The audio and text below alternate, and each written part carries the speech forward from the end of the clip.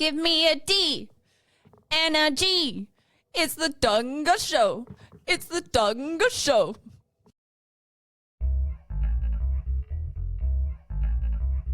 Hey, coffee lovers, Dawg here to tell you about our favorite new brew, Green Army Coffee. That's right, Dawg. Green Army Coffee isn't just delicious, it's coffee with a mission. They're veteran-owned, and every cup supports those who serve. You can taste the dedication in every roast. Whether you're fueling up for the day or winding down, they've got the perfect blend for you.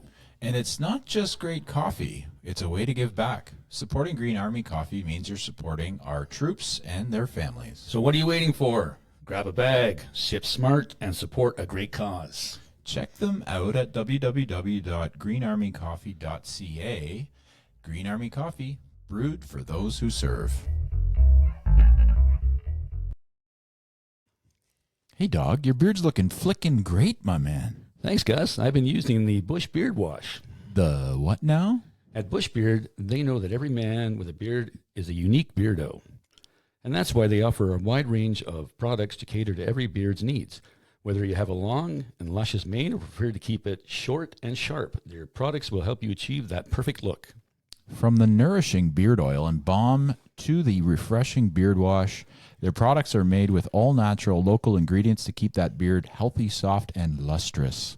The beard comb and brush are designed to detangle and shape your beard, making sure you always look your best. At Bush Beard, they're dedicated to providing the best possible grooming experience for all the beardos out there. So why settle for an average beard when you can have a glorious, well-groomed one? Try Bush Beard products today and unleash the full potential of your beard. Be sure to use Dawg and Gus 10 and get 10% off your order. Bush Beard, the small-town brand with the big old Canadian heart. Welcome to another episode. This week we are thrilled to speak with Graven, a.k.a. Matty. Hope you absolutely love it. Welcome to the Dawg and Gus Show. Now, no, we can't do that. No, we can't do it yet. Now on Graven Radio. Hey. We have an awesome guest today, don't we? We sure do. Who we got? We got Graven. What's up, man? Hey guys, not much is up. Mostly the snow is down kind of from the sky, but I'm trying to, man, I gotta stop the jokes, trying too hard. Hey, it's great to be here. Thanks so much for having me. It's awesome. I like your jokes. Oh, good. That makes one of you. Yeah. You and my aunt. I will go with no comment. Is it McKechnie? Is that your last name? Yeah. Man, you don't know how many people say McKechnie or McKechnie or Mackenzie, so you nailed it first try. Good work, man. You're welcome. Yeah. What do you mean? You didn't say it? Yeah, I did. No, you said I said McKechnie. I did not. You did so. Lies. I knew. I said McKechnie. God damn The it. hard CH. That's it. Nice to meet you, Matty. You guys too, man. We've followed you for a while. We love your stuff and stoked that you reached out and happy to have you on. It's going to be fun. Guys. Yeah. So Thanks for having me. Yeah. So you've absolutely. been a pretty prolific musician, I would say, right? Yeah, I guess so. Like, if prolific means broke. No, I'm just kidding. Wait, let me just Google that. No, yeah, I definitely always have ideas for songs and albums kind of rolling around in the old noggin. And so I'm always trying to actuate that in some way, like whether it's recording with new people or just recording on my own and then like patching something together with a theme. Yeah, it's just sort of my thing, but I'm not prolific in the sense of like, I don't write songs every day, and I've taken like workshops and been in conferences with like Dan Mangan and stuff, and he's like, you should spend time writing every day. And so I'm not that way, but I'll go months sometimes without a song idea, and then I'll get like 8 in one weekend. So it's sort of the way it works for me, I guess. Yeah, that's interesting. It's some people do write every day, and it's I guess that you just sit there and write, and maybe a lot of it isn't any good, and then something comes that is good. And would you find that even since you take your time and you don't like just go after it every day, when you do those 8 that come out, are they quality in your mind? Sometimes, like, no, like not all of them, probably like 2 or 3 or like parts of a couple I might keep. And it's not always 8 songs, but you know what I mean? Like I kind of, I guess I have a feast or famine creative thing. So it's like, all or nothing most of the time. So if I have songs, then they're like all coming to me at that time, or then I go months and I'm like, well, it's been a good run.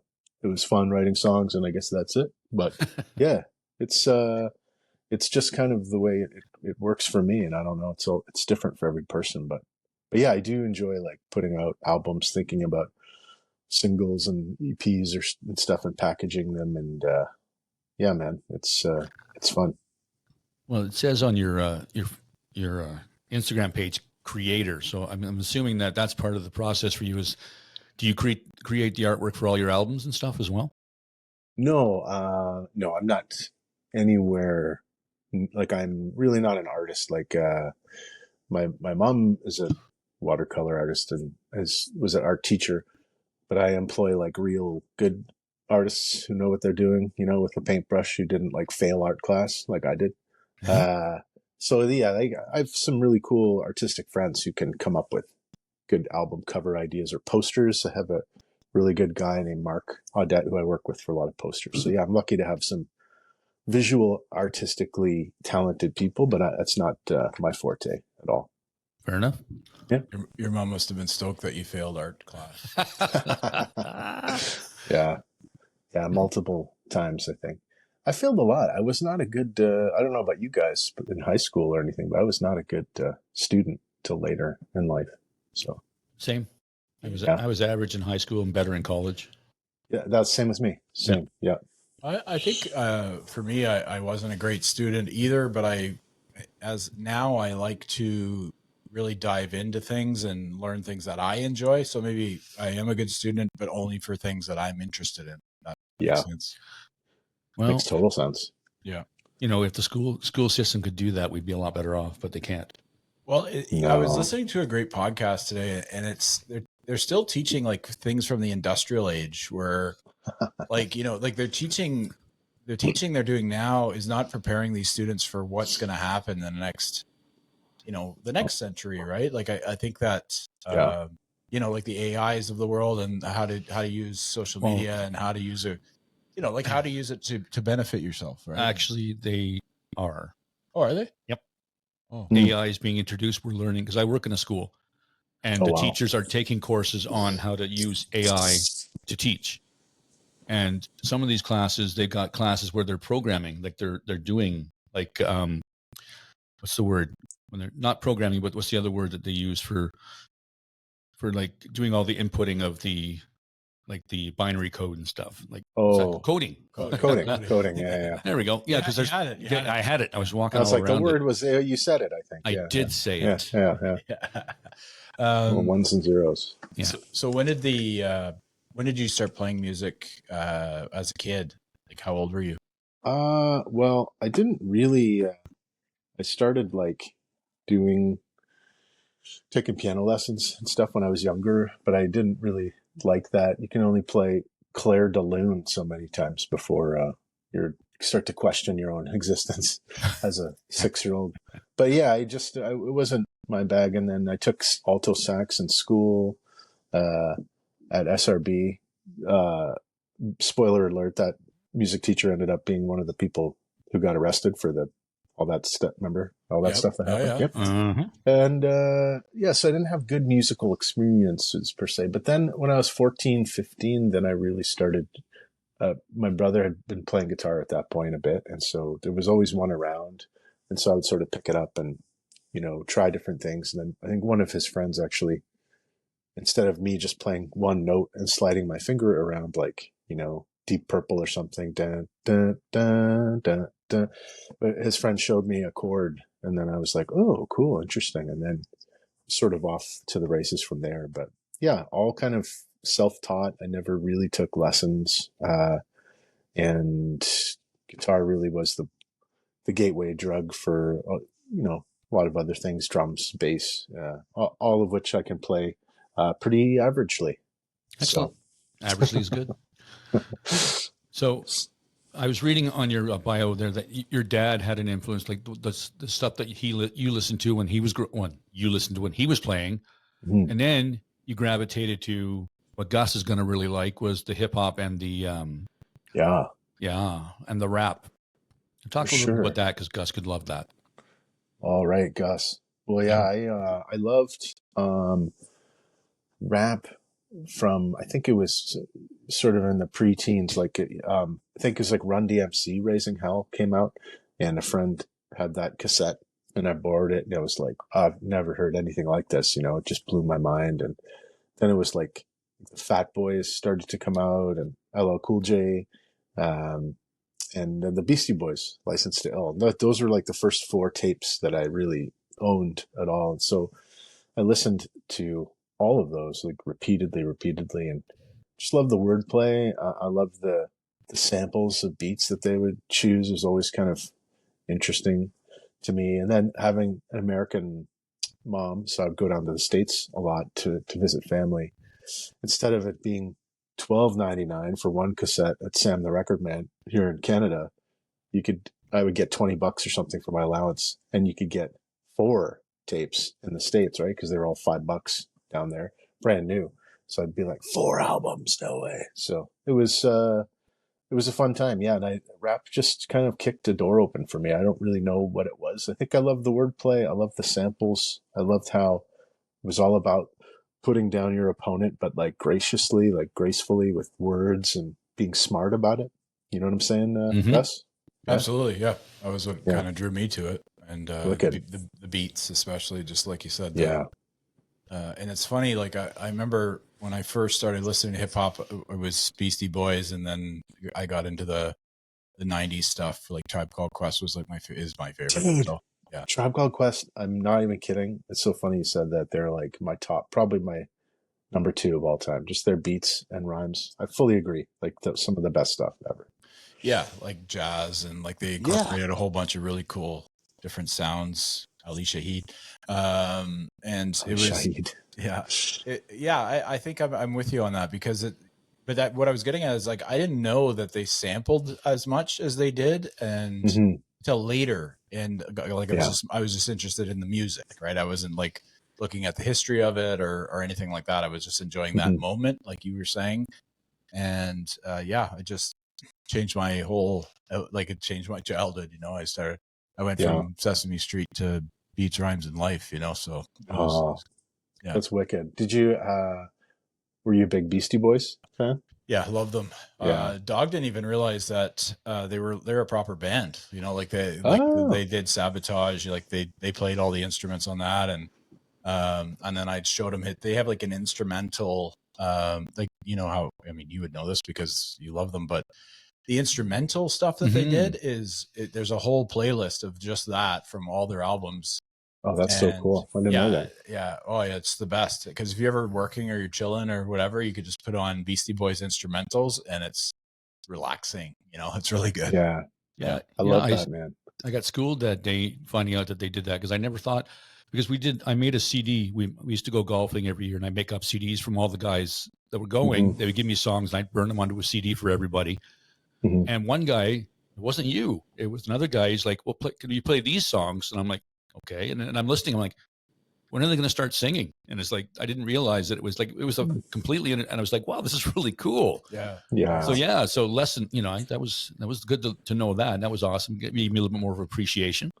They're incredibly talented, for sure. And I mean, just in so many different ways. Do you guys know the story? It just resurfaced again on the internet recently, but the story about when they played on Conan O'Brien, and they came up from so they were like, we want to shoot, play live, but we want to start it from the subway and then end up in the studio performing it live. And like, the people were like, well, that don't, you know, all the tech people were like, that's kind of insane. I don't know if that's going to work. Anyways, they did it. And it's still, you can see the video online, and they're like mic'd up and everything, walking out of the subway. So they timed it perfectly to like get off at the right station, come out, go into 30 Rock, and like, you know, come onto the stage. And it's just like unbelievable, man. Yeah. Just one of the coolest things ever. It's like they had hugely creative minds. Yeah. Yeah. Which is so cool. I mean, just the creativity that came from the 80s and 90s music. For sure. And I mean 70s and 60s obviously too, but everything's creative. And one quick last Beastie Boys story I think of it. I just heard them on another podcast. I think actually they were on Conan again, the two surviving guys, Adam Horowitz and Mike D. Yeah. And they were talking about MCA and how he just was like super hyper creative guy, always had these ideas. And they said at one point, MCA was like, guys, I really think we need to do a tour underwater.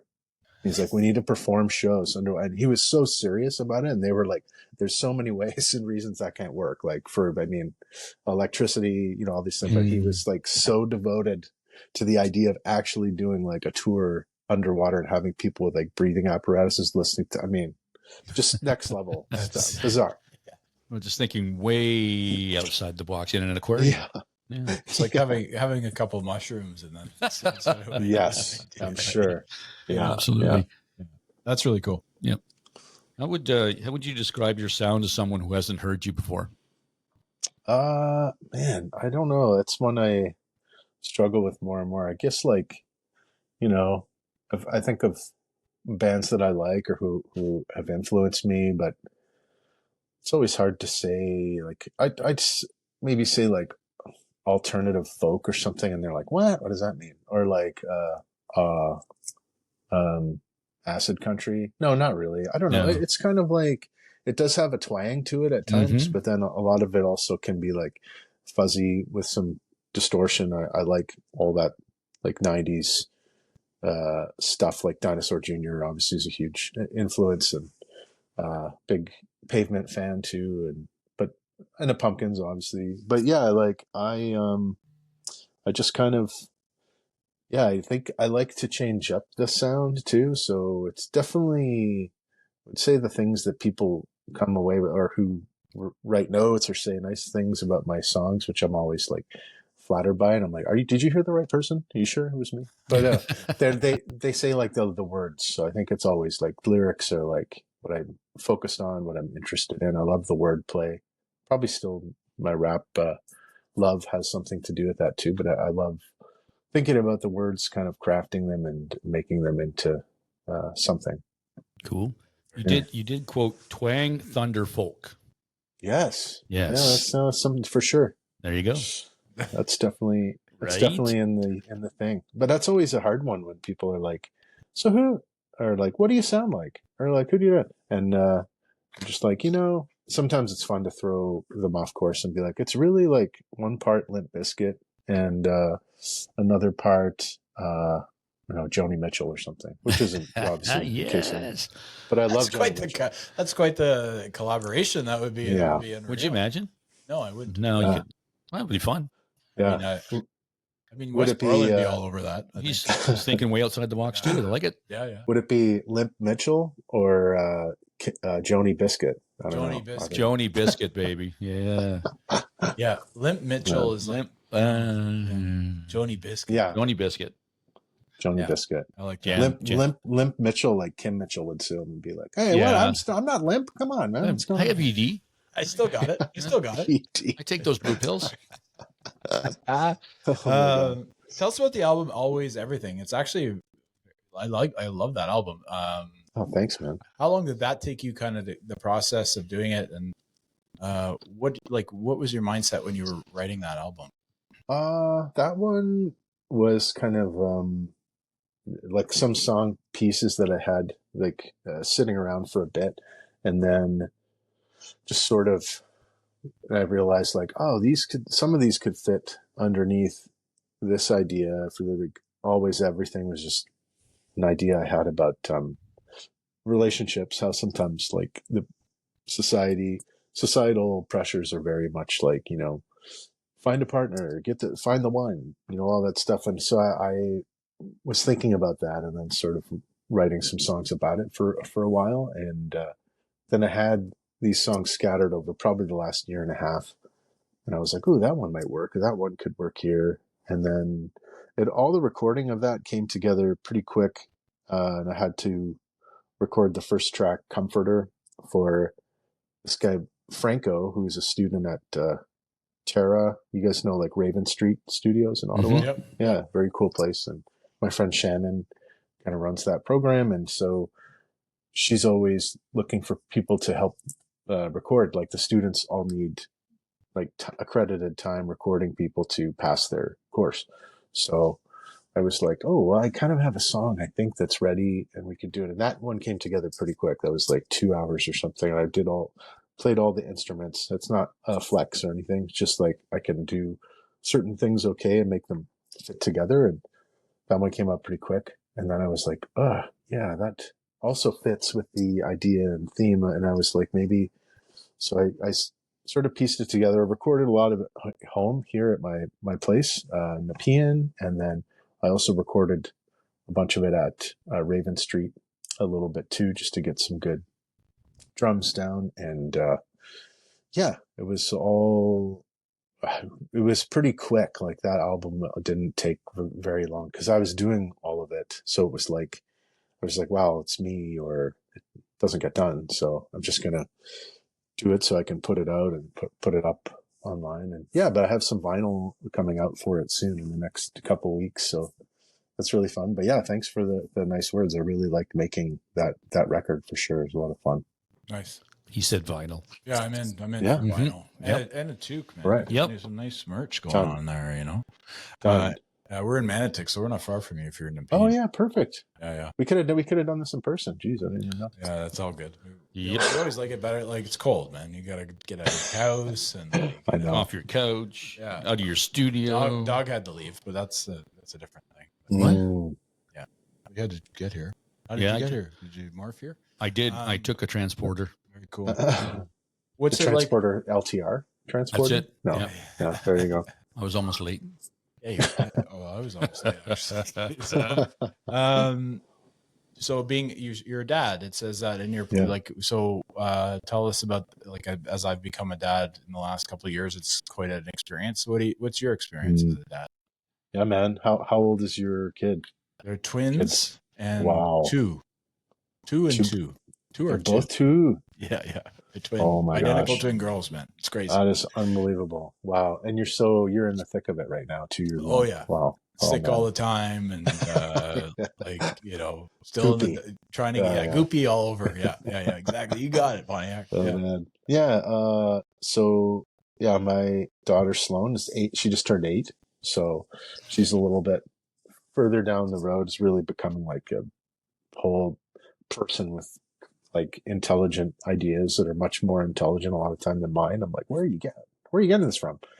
But yeah, she's just a super smart kid and it's just a lot of fun. I think like being a dad just teaches you about time and how relative it all is. Like I think you grow up kind of in your 20s and even in your 30s, a bit maybe thinking like, oh man, life is so much about me. Like it's me, you know, and then you have a kid and you realize like, whoa, it's not at all. And, you're just kind of humbled all the time. And Sloan was pretty sick at the start of her life too. She was in CHIO for like a month and, there were some things going on and magically all of that after about a month was okay. And, just had some stomach, like intestinal things that they weren't sure about and they were checking on but super scary beginning to be born and then in the NICU at Civic for like 4 days and then in CHIO for a straight month. So I mean I pretty much consider like all the time I got to spend with her is like kind of like a miracle, a good thing for sure. And she's just great kid. Sorry to get so heavy, you know. No, not at all.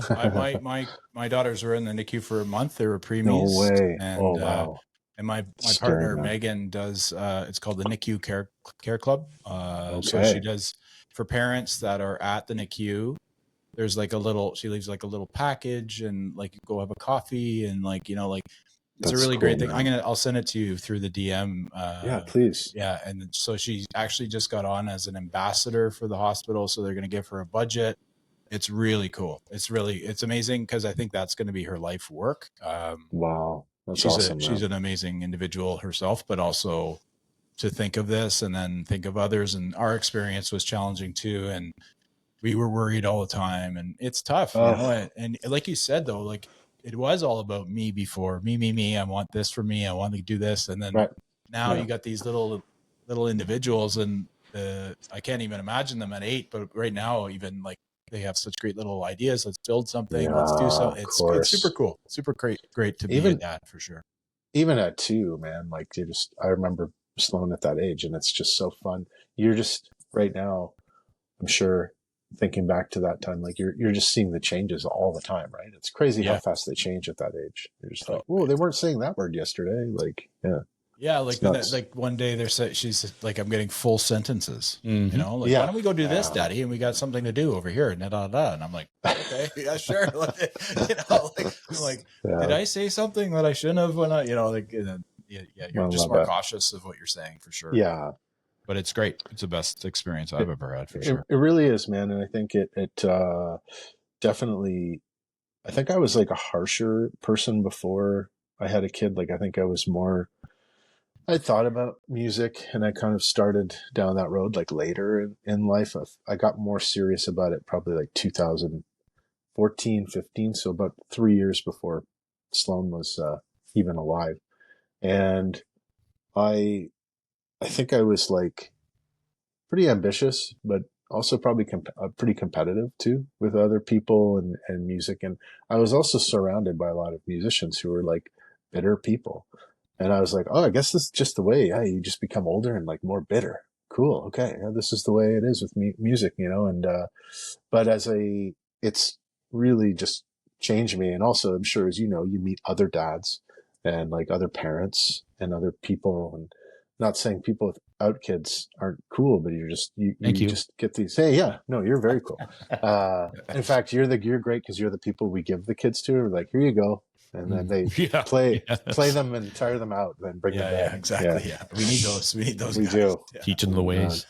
Teach them the ways. Yeah. But yeah, you know what I mean? Like, it's fun to meet other parents, and you become friends kind of faster with people too. You're sort of like, oh yeah, we'll get along, whatever. Because you don't really have time for BS, because it's like, I got a kid, so I can't, deal with that. Totally agree with the softness that that's created. Maybe girls too. I don't know if that's a thing too, but also I used to be a lot harder on myself, and also harder, like, not maybe judgmental at times. Like, why are you so lazy, or why, you know what I mean? Like, there's so much to do. And then now I'm really moment to moment. Like, I just enjoy these moments that, like, doing this podcast, talking with a great individual, hanging with a great individual. It's just, I take more credit. Like, I just take it not for granted. I just enjoy it. Right.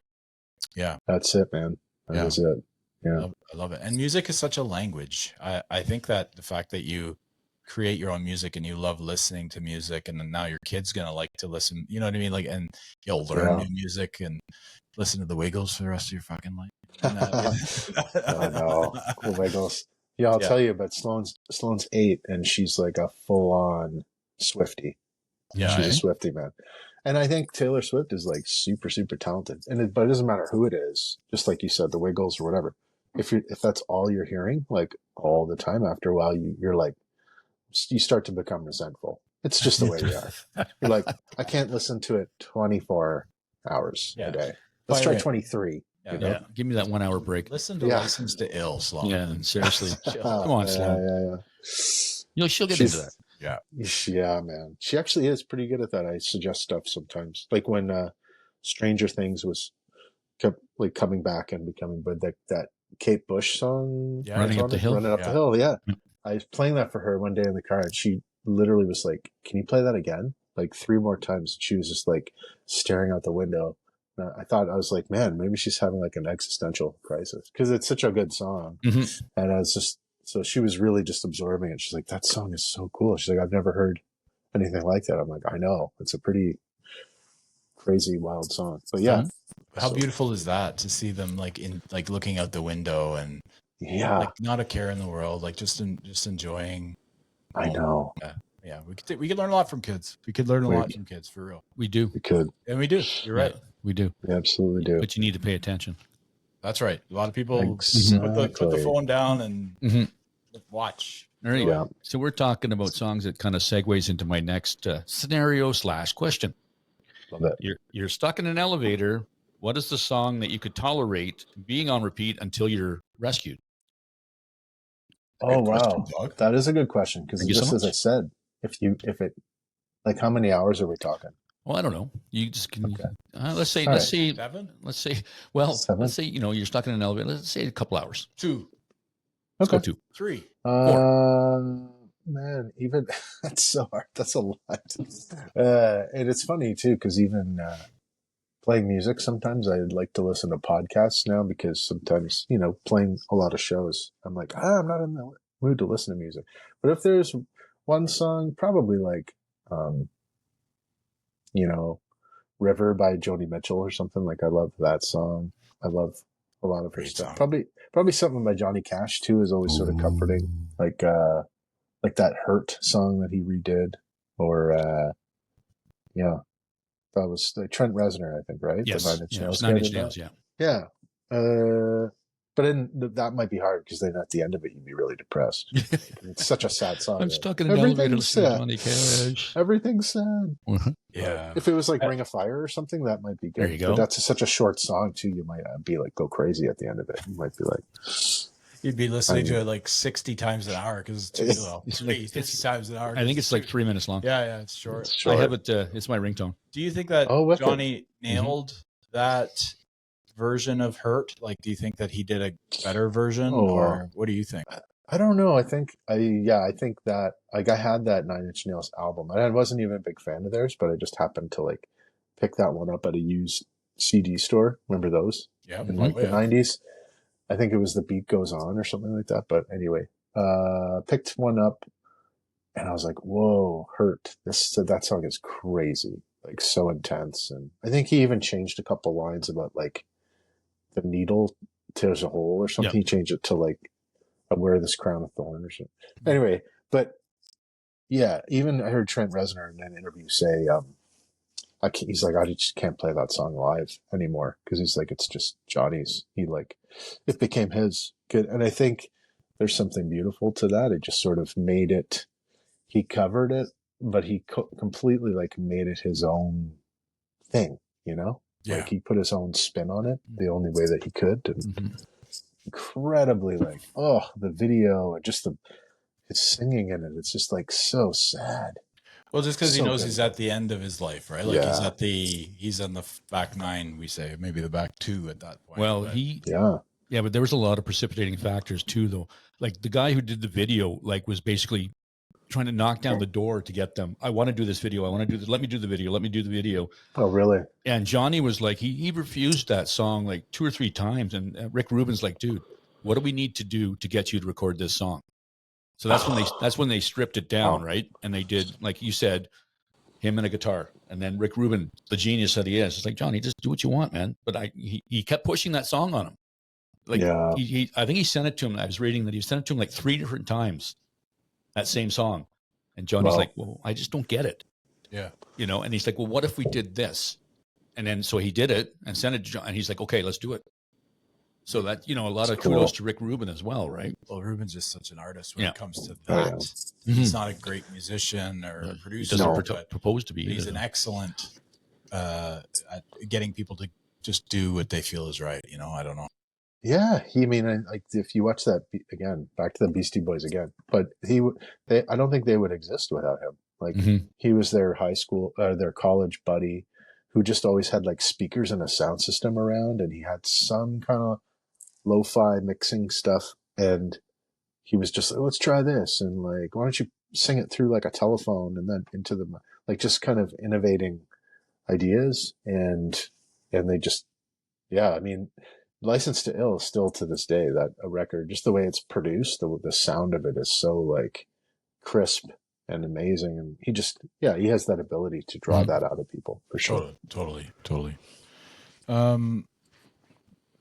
Do you have any advice for aspiring musicians? Yeah, I think you just have to, I don't know. I think as I would listen to a lot of comedy podcasts too, and I see like comedy and music, though they're very different, there's some similarities, and like, you hear a lot of comics say, like, when people are like trying to be funny, sometimes it's the worst thing you can do. It's sometimes people are just genuinely funny when they're just being themselves, and they're just like telling a story on stage about something that happened to them, because something that happened to you specifically only happened to you. So I think with music that can get lost too, when people are like, just do it a certain way, get your, like, stand in front of the train tracks, wear these jean jackets. We've all seen the press photos and music can kind of squeeze the authenticity out of people sometimes. So I would say just, do it the exact way that feels right for you, and try not to worry about too much else, because that's when you run into problems, I think. Makes sense. Yep. If that makes sense. It does, very much so. All right. Because I think as you get older, you just realize, like, I am doing it for me. Like, that's ultimately what the most important thing is. And if you're not happy with the creative stuff that you're pumping out, or just the work, then it's like, well, what's the point then? Then it just becomes another job or something that you're doing that you're stuck in. So yeah, I think you have to find your own voice. And I don't think that's easy for people. You guys probably talk to a lot of musicians. It's not easy for musicians to find their own voice sometimes, Yeah, totally. I find also when they're like we would call an Ottawa based band and trying to find their way, they tend to get away from what they want to do just to sort of try and get bigger, I guess. As opposed to just being unique in themselves and growing. We've spoken to a lot of great artists, that's for sure, and most of them, I think, stay what they're supposed to be, true to themselves. Yeah, exactly. So, and that's the best advice I think you can give someone, is just think, when you, as you said, you get older, you start to not care so much about what people think about you. Yeah. Because growing up, I cared way too much, and now I just don't give a shit. I'm going to wear what I want to wear. I'm going to do what I want to do. Well, within limits, of course. But it's just you're ringing true. Like, be true to who you are. Yeah. And people will pick it up. They'll dig it. Like they'll like it because it resonates with them in some way. And then just keep on doing what you're doing. Yeah, man. Yeah, man. It's so true. And I mean, I would say this too, especially aspiring musicians in Ottawa. And this isn't a diss on Ottawa. I would say play more shows outside of Ottawa, because it's good to play here, and we do have a good city in some ways. I'll say it's like rebuilding. It's getting repaired from COVID, and people are still unsure about going out to shows and all that, and it's sometimes difficult. But I couldn't just be, unless I was a cover musician, and some people have a great time doing that and they enjoy it. I have friends who do it, and they play 3-4 times a week, and they make a few $100 each time, and they have a great time. But I'm not really built to do that, and so I have to go elsewhere. And playing in other towns helps you to just like see what it's like in like Kingston or Montreal or Smiths Falls or wherever. You don't have to go too far, but I think Ottawa musicians can get stuck in feeling like they always only have to play here, but there are other places that aren't too far away that you can try, other markets. Absolutely. Yeah, because you're playing the Horseshoe in February, eh? Yeah. You've been there before? I've played there, I think this will be my third time or something. Oh, nice. Yeah. But yeah, that's a really fun place to play, and super special. But it's like, it's not something at my level or my whatever I am that I can do all the time. You really have to like work at it, build it up, get the right people to play with you. I think you can fit 600 people in the Horseshoe or something crazy like that. But like, you really want to work hard to get people to come. And it's, again, as I'm sure as you've talked to other musicians, like it's not always easy in today's climate. Like people, it changed to being a lot of digital online stuff during COVID. And I also think, you guys can maybe comment on this too, because you've been around Ottawa a long time, I assume, but I think Ottawa too is a town where people love the branded corporate events. They love Blues Fest, and those things are great. I've played at Blues Fest and I love it. It's awesome. But I mean, they love the Taylor Swift. No, I don't think Taylor Swift comes here. It's too big, but like the big events at CTC and the other stuff. But as far as sometimes going out to Irene's on a Thursday night, they're like, I don't know, it's too late. or whatever. But Yeah. Irene's is one of the coolest places in Ottawa. Oh yeah, you that's know? so cool. And so I just think like I wish at times, though I do love the city and it is where I live. Like I wish more people wanted music to be like local music and independent music to be like a priority for them. You know what I'm Mhm. saying? Oh, you hit it right bang on the head. I couldn't say it better. Yeah, and Montreal is actually really great for that. Like they love their local bands, and I think Toronto has like little like micro. For sure. Yeah, For sure. It's interesting that you say that. It's Yeah. totally Well, true. you mentioned the Horseshoe, and we're going to mention the House of Targ you're playing at. Yes. Yeah. March 1st. I love House of Targ. And I played there back in September with Stephen Stanley from Lowest of the Low. And I played a bunch of shows with him last year. And I was so great. And we've become good buddies. And like Targ is always, as you guys are aware, I'm sure it's just unique. Like it's so cool that it has like pinball and old arcade games and Mhm. pierogies. Like it has a great vibe. And I think they've done a great job of upgrading the sound stuff too, and it really sounds nice in there right now too. So it's just it's a fun hang. And if you're not into the bands, you can go play pinball, or eat some pierogies, Yeah, or exactly. like play Super Mario or whatever. There you go. It's Yeah, good times. one of the coolest owners ever too. Like Yeah, we had a chat with one of the owners. yeah, Nice. He used to have these crazy after parties too back in the day. Oh yeah, Yogi or Yeah, yeah, Blake? exactly. Yeah, Yeah, Yogi. Yogi, Yeah, yeah. so cool. Good Yeah. dude. I don't think he owns a shirt with sleeves. That guy. Like, I don't think he knows they come with sleeves. that guy's the best. So Every good. time I see him, he's got no sleeves. It's like it's minus Oh my 1,000. God. Doesn't matter. Yep. That He's needs to chilling. be. I hope you guys can clip that. That'd be great because then we'll put it on Instagram and tag him in it. And I think he would laugh really hard at that. Yeah, That was a I'll good do joke. that. I'll do that for sure. I'll tag you You're like, in as a collaborator, and then we can. That was put it great. up. Yeah. That was great. Yeah, Yep. he is sounded one of the nicest people though. And Oh, like yeah. Blake who runs it with him too. Like they do a good job too of just like, hey, let's not be shitheads to people. Let's make this like a safe place, a good place. And like I think Sundays, it's like I'm a Targ spokesperson, but I don't work there. I think Sundays they have like a free play where people can go and you pay a certain amount. All the games Yes. are free play, so kids go. And I've heard like many parents I know who have kids, they go on Sundays, and it's a good time, man. Yeah. He was big at. We interviewed him like probably for a while ago, a couple of years ago, and Cool. at House of Tark, which was awesome because I was sitting in the couch. That was like, I was That's like, so I feel cool. like that's probably got a great history. Oh, But yeah. really low to the ground, so it was like Oh, yeah. uncomfortable.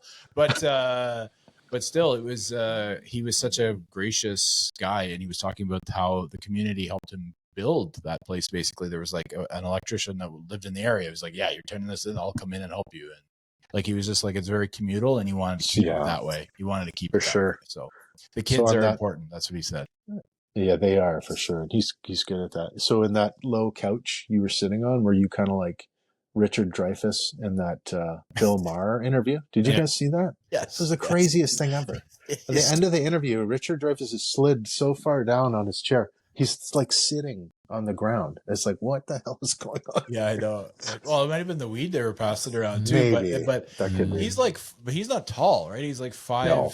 I'm He's a short 6'3". dude. I'm sitting in this like holding the mic down on the ground. Dog's got a nice chair because Yeah. he's older, Yep. and then Yogi owns the place, so he's getting his spot. Yeah, he kept sinking Yeah. down and sinking then I'm down. like- and they're like, he's bringing the mic with him. Oh, it was very much like Dreyfus on Bill Maher. That's a great reference because that's how I felt. Basically, that's what you nailed right there. Hey, buddy, well, you toughed it out for the interview. Oh, Kudos to you. anything for the art, bro. Anything for the art. Oh, man, it's great.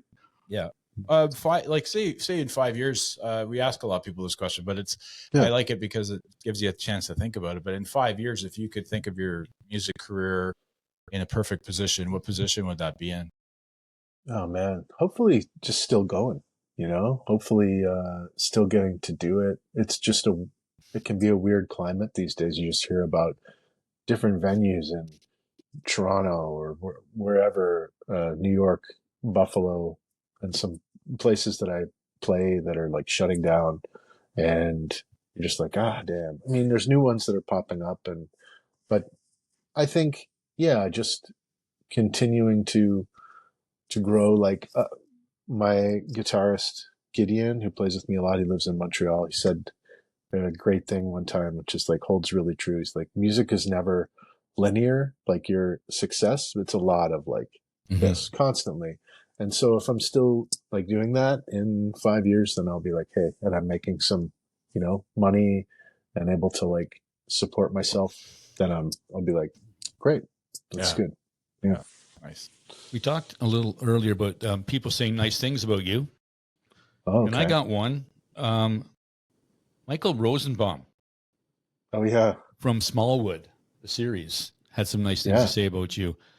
Have you ever watched the show? You know what? Honestly, truthfully, I definitely saw snippets of episodes because it was a big show. Smallville or Smallville, yep. Smallville. Yeah. So Superman, bro. No, I didn't see it, but he just is someone who I connected with through Instagram and would watch his live streams.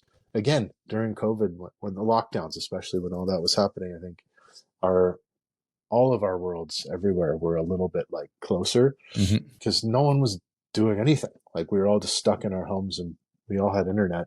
So we were like, yeah, I guess I'll go on and do this, and Jeff Tweedy from Wilco was like live streaming from his couch and stuff. And so I think like that was kind of cool. And I ended up talking to him and I was like, well, I play music, I could send you something if you're interested. And he was like, sure. Yeah. And so he got my CD in the mail and wrote like a nice little thing and just said, it was super short. He was like, nostalgic, really cool ass cuts of music or something. And I was like, whoa, I'm going to use that as a quote. So it was super fun. Yeah.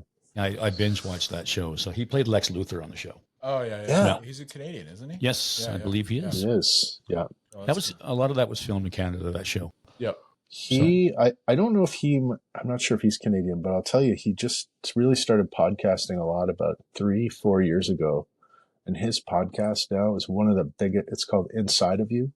And he has everyone, like he legit just had Keanu Reeves on there.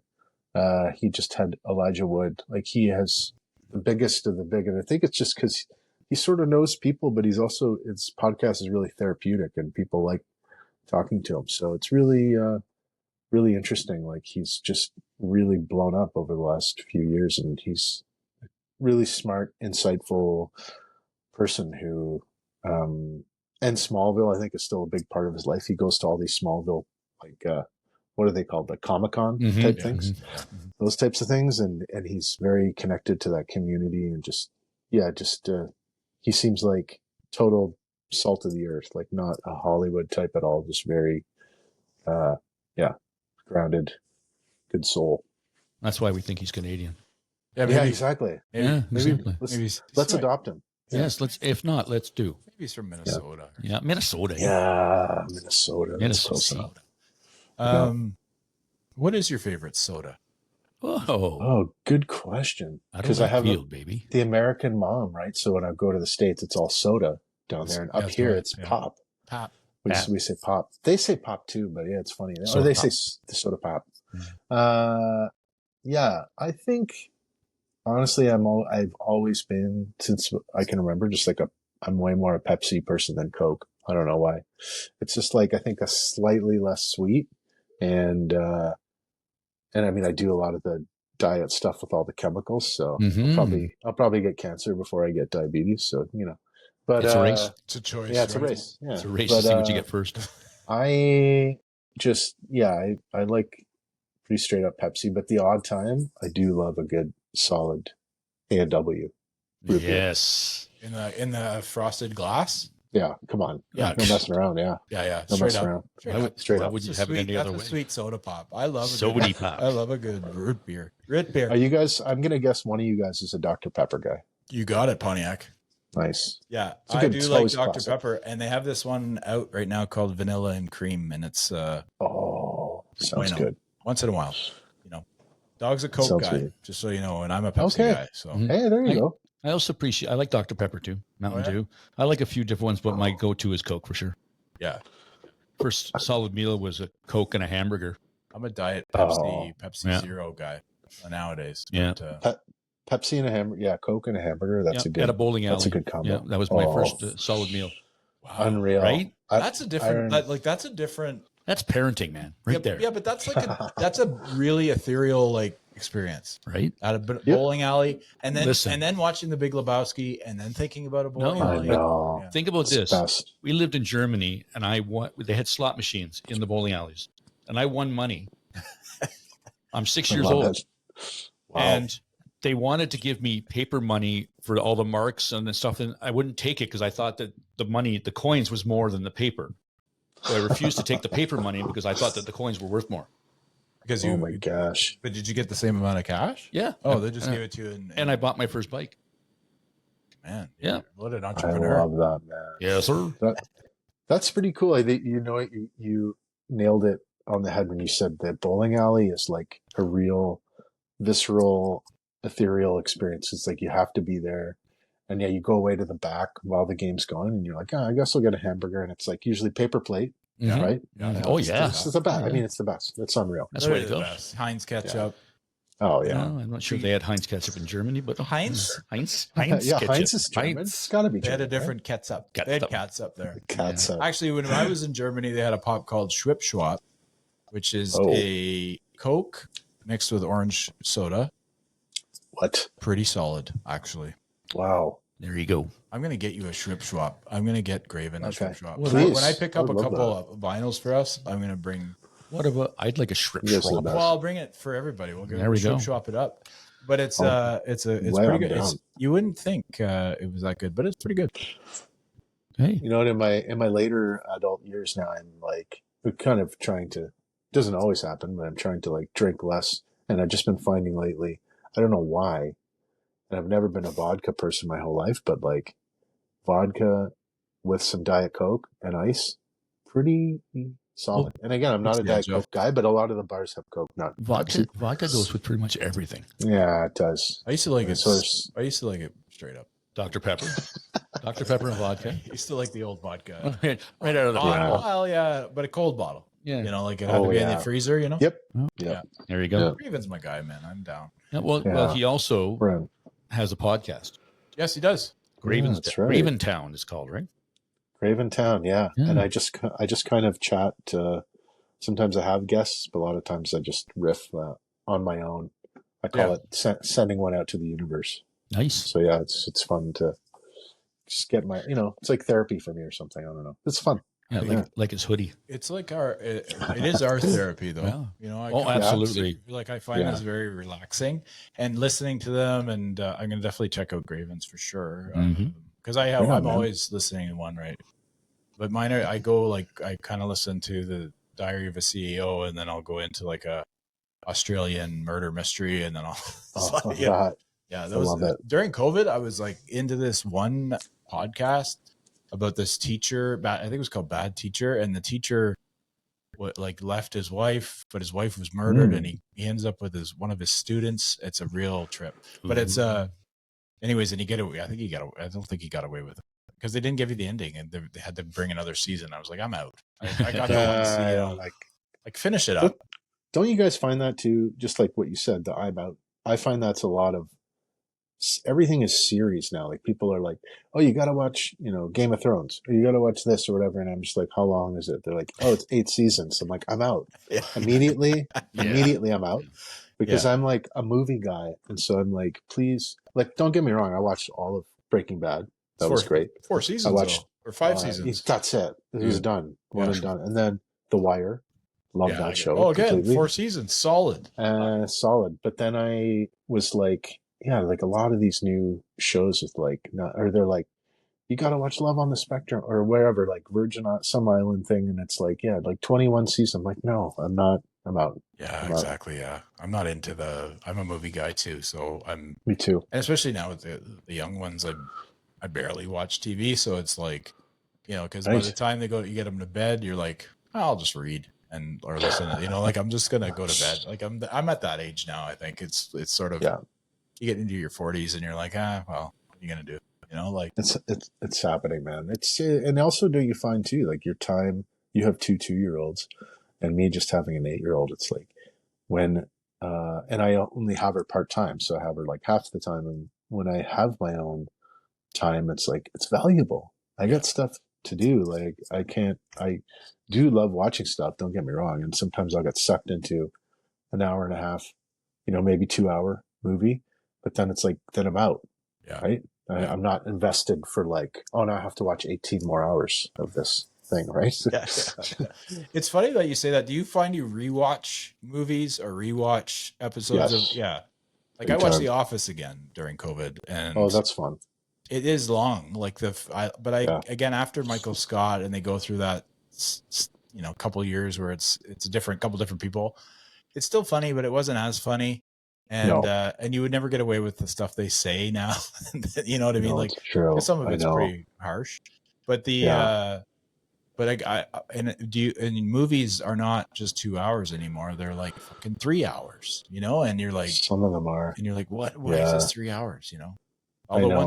Once Upon a Time in Hollywood was excellent, but it's still 3 hours. Oh, one of the best. I love that. I think I heard Tarantino just talking about that a couple months ago somewhere in an interview, and he said he thinks that's his best movie ever. And I was like, wow, that's interesting. I don't know if it's my favorite movie of his, but it's so great. Like, it is really unlike any other movie. The fact that it's like all about that era of Hollywood, and then it's like there are movies being made at that time that he's like referencing, and the actors and the story too. It's still, I mean, it's just unreal. So well done. I agree. What is your my favorite Tarantino movie has got to be, I think it's Django, to be honest. But Django's great. Yeah, but Pulp Fiction always comes to mind too. But it's like, but yeah, I agree with you because he did it all on 8mm too. He did the whole Once Upon a Time in Hollywood on 8mm. So it's like it's so wild. Cool. Yeah, it gives it some kind of the grain or something. It just looks so cool, eh? But yeah. I think my favorite Tarantino movie is like, I hadn't seen any of his movies for a while. And I don't know if you remember, for a while he had a phase with like Hero and Kill Bill and stuff where he was really into martial arts movies. Yeah. And it's just not my thing. Yeah. Though, like there were things about him I could appreciate. But then my friend Dan, we were in Toronto, and he's like, Tarantino has this new movie. It's sort of about like the Nazis, I think. It's called Inglourious Bastards. Oh, dude. That was... we went to see that, and just the opening scene of that movie, seeing it in the theater, like, was so stressful. You're just sitting there going, because he's full on has like Jews, right, hiding under his floorboards. Yeah. And it's like, and then Christoph Waltz comes in, and he's like so chilling. That whole first scene is just like incredible. You're just like, oh my God, on the edge of your seat. Yeah. Unbelievable movie. You have any milk? And he pulls out the huge pipe. The huge pipe. Unreal. And he's like, it was just like everything about it was just sort of, he was perfect, really. He's like, no, I don't want wine. I like, you have any milk? Because this is a farm and yada, yada, yada. Anyways, yeah, that's great. I think that was the first time anyone had seen Christoph Waltz, and he spoke like 4 languages in that movie. Yeah. It was like French, Italian, German, and English. Yeah. So it was crazy, and like did all of them perfectly. Like, insane. That guy's just an insane actor. Yeah. Well, that's what Tarantino wanted, right? He was looking for someone who could speak 4 languages and Wow. An actor, and then this guy comes in and of course wins the Academy Award. Like, he's just like unbelievable. Yeah. So we haven't asked. I know, but I have to ask one thing before. Okay. Oh yeah. Did you guys enjoy your alone time? Because I thought you guys had a moment there, so I had to leave. Oh, you went to the bathroom, bro. Don't lie. That's exactly where I went, but you guys got some alone time. It was good. We had a great time. I'm 60 years old, man. My bladder's the size of a pea. Yeah. Oh, dude. Listen, I'm 48 and I'm fully already there. Yeah. Like, I can't, if I go out with someone now and if I have 2 beers, and that's legit a lot of the time what I have, I'm like 1.5, and I'm like, excuse me, I'll be back. Yeah. Like, it's bad news. Yeah. There's not there yet. There's no way to leave here soon, I'm sure. Yeah. There's no way to leave here, in a good way. It's just, I got to go. No, I understand. Yeah. I understand. It's true. We get it, bro. Ask the question, brother. All right. So we ask everybody, there's 2 decades of music that we compare, and it's the 80s and the 90s, because everybody likes 70s, 80s, 70s, 60s. What would you choose if you had to choose one decade? You know what? I'd probably say 80s. I think the 90s, in my mind, is like sort of overrated at times. Like, don't get me wrong. I mean, I got into some big. I loved the Pumpkins, and I loved Soundgarden. Like some of those records blew my mind. But there's a lot of stuff in the '90s I just didn't care for. In the '80s, I found it was like a lot of pioneering shit. You know, like some of the early Michael Jackson stuff. I mean, Thriller. There's nothing ever like that even today. That's ever come out. And then like Madonna. I mean, like the amount of number one hits that Madonna had, even just in the '80s, is stunning to this day. It's insane. Like, she's a powerhouse. I'm just wondering if you guys were separated at birth. I don't know. Yeah, because he comes out with Michael Jackson. Your ear, like the grin goes from ear to ear. You know, I love Michael Jackson. Yeah, he's unreal. Yeah, there was a cool guy in a podcast where like going back again, and they're talking about how big Michael Jackson was at the time. And he was the second most famous person of all time. And the first one's Jesus. It's like there's Jesus and then Michael Jackson. Because if you went into a room like Michael Jordan goes into a room with Michael Jackson, nobody knows Michael Jordan's there. No, it's so true. Yeah. So he was so massive. And I was a kid too, and I was all over that Thriller album. The video, I still post the video every year for Halloween. Like, it's wicked. It's awesome, man. Even making fun of the '80s, like Weird Al, you know, coming along in the '80s, being like, it's like, whoa, who is this guy who's just able to make fun of everybody and make a career out of it? And like, we all loved, like, I had a lot of nerdy friends, and we just like loved Weird Al. It was like, what? How can he do this and not get in so much trouble? But just genius. And what smart. song did he would do? ask the artist. He asked permission, so like he didn't he wasn't allowed to just do it, because I know he asked Prince, and Prince said absolutely not. Yeah. So what are you going to ask? Michael Jackson song. What did he do? He did a couple. Eat it. He did Eat It. Yeah. He also did. I thought he did two. I think it was instead of Bad, he did I'm Fat. Yeah, and he was in a fat suit. Yeah, it was very, very funny. Yeah, so just like his parodies are just like top notch, right? They're so good. Amish Paradise, Amish Paradise is good. Julio song there. I mean, I still stand. I say this. Stands the test of time in my mind in comedy movies. His movie UHF, one of the funniest movies ever made. And then it's like he never did another one. And it stands alone. Like, it's just like joke after joke after joke. Like, that movie is insanely funny. Yeah. And he just did it. And I don't think people at the time, I don't think it was a big hit, but over time, like, it is a total cult classic. I'm just a big Weird Al fan. I like Weird Al. Oh, yeah. And isn't Kramer in that? Michael Richards? Yeah. That's where you got to start. Stanley Spadowski. He was the janitor. I love that you know the name. You just can't. You didn't even have to. No waiting. No, it was just like boom. There it is.